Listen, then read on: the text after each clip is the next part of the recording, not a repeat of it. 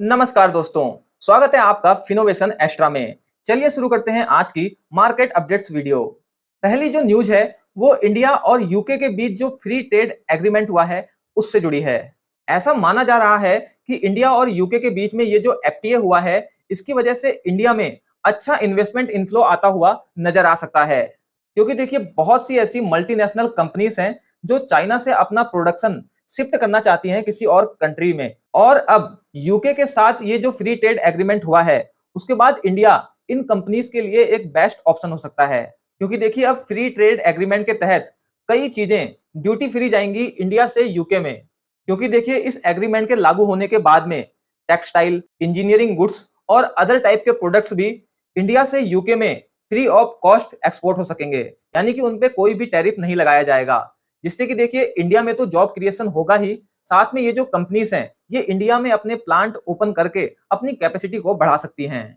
और इसका प्रूफ भी हमें देखने को मिला है, क्योंकि इंडियन स्टॉक मार्केट में आज जो टेक्सटाइल स्टॉक हैं उसमें 6% तक की तेजी देखने को मिली है India UK free trade agreement की न्यूज के बीच। क्योंकि देखिए पहले टेक्सटाइल का जो एक्सपोर्ट होता था उसमें 10 से 12% तक का टैरिफ लगाया जाता था यूके की तरफ से, बट अब ये ड्यूटी फ्री हो चुका है।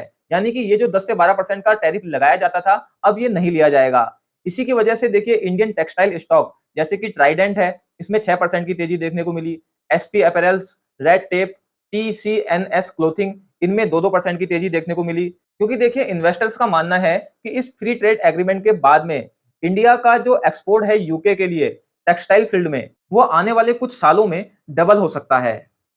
इसके बाद देखिए इंटेल जॉब कट का प्लान कर रहा है। इंटेल का प्लान है कि 2025 तक 25,000 जॉब्स को कम किया जाएगा ताकि ये कॉस्ट कटिंग कर सकें और इन्हें जो रिसेंट लॉस हुआ है उसको रिकवर कर सकें।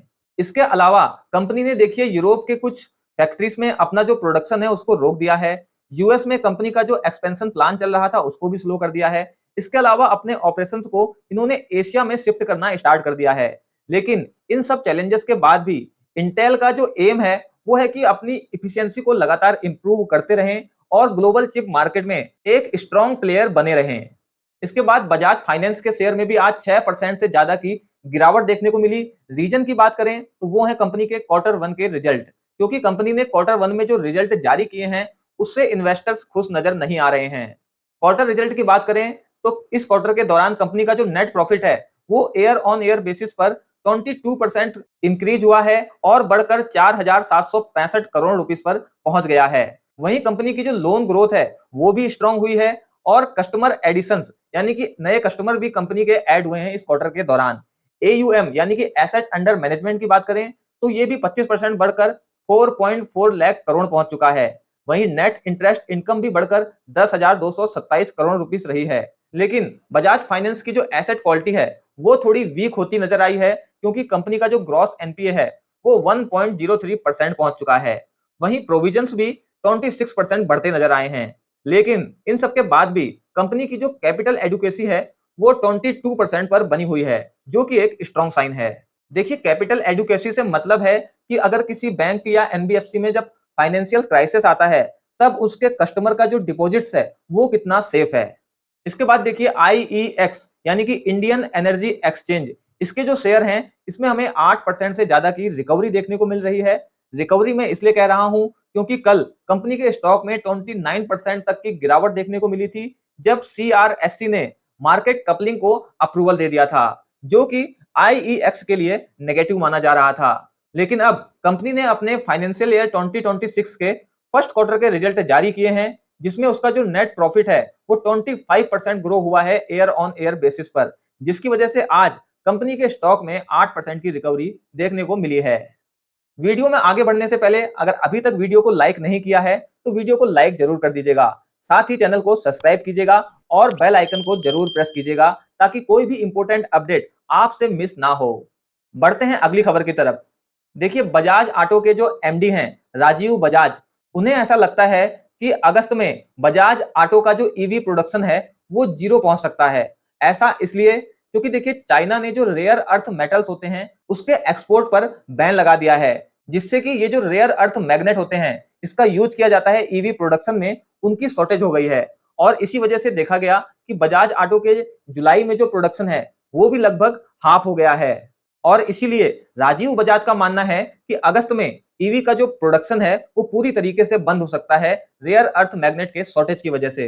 और अब देखिए आगे आने वाले टाइम पे फेस्टिवल का सीजन आ रहा है और इस समय पे डिमांड और बढ़ेगी, लेकिन क्योंकि रेयर अर्थ मैग्नेट्स की शॉर्टेज चल रही है तो वैसे ही सप्लाई कम देखने को मिल रही है, तो आगे प्रॉब्लम और बढ़ती हुई नजर आएंगी।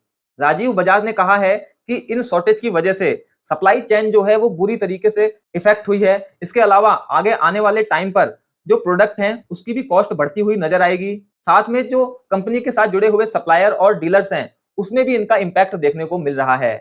तो देखिए चाइना से ये जो रेयर अर्थ मेटल्स आ रहे थे इसका अल्टरनेटिव ढूंढना बहुत ज्यादा जरूरी है, नहीं तो आगे प्रॉब्लम्स इस तरीके से और ज्यादा बढ़ते रहेगी और सेक्टर्स में भी, क्योंकि और सेक्टर में भी ये जो रेयर अर्थ मेटल्स होते हैं उनकी जरूरत पड़ती है। जैसे कि अभी एप्पल ने भी कहा था कि उसको भी रेयर अर्थ मेटल्स के जो शॉर्टेज हैं वो देखने को मिल रहे हैं, बट इसके लिए उसने अपने जो ओल्ड मॉडल्स थे उनके जो रेयर अर्थ मेटल थे उनको यूज करना शुरू कर दिया था, जिससे कि उन्होंने अपने प्रोडक्शन में आने वाली गिरावट को रोक लिया। बट देखते हैं कि इसका क्या अल्टरनेटिव आगे सामने देखने को मिलता है। बट हाँ, अभी के लिए बड़ा चैलेंज नजर आ रहा है खासकर ईवी सेक्टर के लिए। इसके बाद देखिए वार की सिचुएशन लगभग सब जगह बनी हुई थी अभी पिछले कुछ टाइम से। अब हमें दो और कंट्रीज के बीच में वार वाला ये सिनेरियो बनता हुआ नजर आ रहा है और ये दोनों कंट्री बहुत ही स्मॉल हैं। ये हैं कंबोडिया और थाईलैंड, और इनके बीच जो टेंशन है वो बढ़ रही है और बढ़ते बढ़ते अब इतनी पहुंच चुकी है कि पिछले 10 सालों में भी ऐसी टेंशन दोनों देशों के बीच में नहीं देखी गई थी। इन दोनों को अगर हम डिफेंस के उससे कंपेयर करें तो देखिए थाईलैंड का जो डिफेंस बजट है वो 5.73 बिलियन डॉलर है, जबकि उसके पास 3,60,000 सोल्जर्स हैं। वहीं अगर बात करें कंबोडिया की तो इनका जो डिफेंस बजट है वो थाईलैंड के कंपेयर में बहुत कम है, 1.3 बिलियन डॉलर, जबकि इनके सोल्जर्स की संख्या भी थाईलैंड से कम है, 1,24,300 के करीब। इसके अलावा देखिए थाईलैंड के पास F-16 फाइटर्स भी हैं, जबकि कंबोडिया के पास फाइटर जेट्स भी अवेलेबल नहीं हैं। तो डिफेंस में अगर दोनों कंट्री को कंपेयर करें तो थाईलैंड ज्यादा आगे नजर आ रहा है। बाकी देखिए ये वॉर जैसी कंडीशन क्यों बन रही है उसकी वजह की बात करें तो देखिए दोनों देश बॉर्डर शेयर करते हैं और उसी से रिलेटेड डिस्प्यूट चल रहा है। कुछ धार्मिक वजह भी हैं, अब उसके बारे में डिटेल में जाएंगे तो ये वीडियो अलग टॉपिक पर चला जाएगा। तो फिलहाल के लिए बस ये समझ लीजिए कि दोनों कंट्रीज के बीच में जो टेंशन है वो लगातार बढ़ती हुई नजर आ रही है। इसके बाद देखिए डिक्सन टेक्नोलॉजी, इसको इंडियन गवर्नमेंट से अप्रूवल मिल गया है जॉइंट वेंचर बनाने के लिए, जिसका नाम होगा डिक्सटेल इन्फोकॉम। और ये जॉइंट वेंचर हो रहा है लॉन्ग चेयर्स के सिंगापुरियन सब्सिडरी के साथ में। ये जो जॉइंट वेंचर होगा इसमें 74% स्टेक होगा डिक्सन के पास और 26% स्टेक होगा लॉन्ग चेयर के पास। ये जो जॉइंट वेंचर होगा ये मैन्युफैक्चर करेगा स्मार्टफोन, टैबलेट्स और अदर इलेक्ट्रॉनिक्स डिवाइस। इस जॉइंट वेंचर का एम होगा कि ओडीएम यानी कि ओरिजिनल डिजाइन मैन्युफैक्चरिंग को इनहेंस करे और जो नॉन सेमीकंडक्टर कंपोनेंट्स होते हैं उनकी मैन्युफैक्चरिंग हो सके इंडिया में। इसके बाद देखिए आईटी सेक्टर के लिए ये जो क्वार्टर है ये कुछ खास नहीं रहा है। एक तो क्वार्टर रिजल्ट्स भी वैसे नहीं आए जैसे कि उम्मीद थी। इसके बाद में अब एक खबर ये आ रही है कि जो टॉप 6 आईटी फर्म्स हैं इंडिया के उसमें जो स्टाफ एडिशंस है उसमें इस क्वार्टर में 72% की गिरावट देखने को मिली है। 6 लार्ज इंडियन आईटी कंपनीज में से केवल 2 टीसीएस और इन्फोसिस ने अपने वर्कफोर्स में 5060 जो कि टीसीएस ने ऐड किए हैं और 210 एम्प्लॉय जो कि इन्फोसिस ने ऐड किए हैं। इसके अलावा बाकी के जो 4 लीडिंग आईटी फर्म हैं विप्रो, टेक महिंद्रा, एलटीआई, माइंट्री, इन सब ने कॉमुलेटिव 1423 एम्प्लॉयज का डिप देखा है। और देखिए इस डिप के पीछे जो सबसे बड़ी वजह हो सकती है वो एआई यानी कि आर्टिफिशियल इंटेलिजेंस हो सकती है। इसके बाद देखिए एफएए फेडरल एविएशन एडमिनिस्ट्रेशन, इसने एयर इंडिया का जो बोइंग 787 क्रैश हुआ था उसमें किसी भी मैकेनिकल फेलियर को लेकर जो शक चल रहा था उसको रूल आउट कर दिया है। एफएए का कहना है कि उन्होंने फ्यूल कंट्रोल यूनिट को टेस्ट किया और उनको इसमें कोई भी इशू फाउंड नहीं हुआ।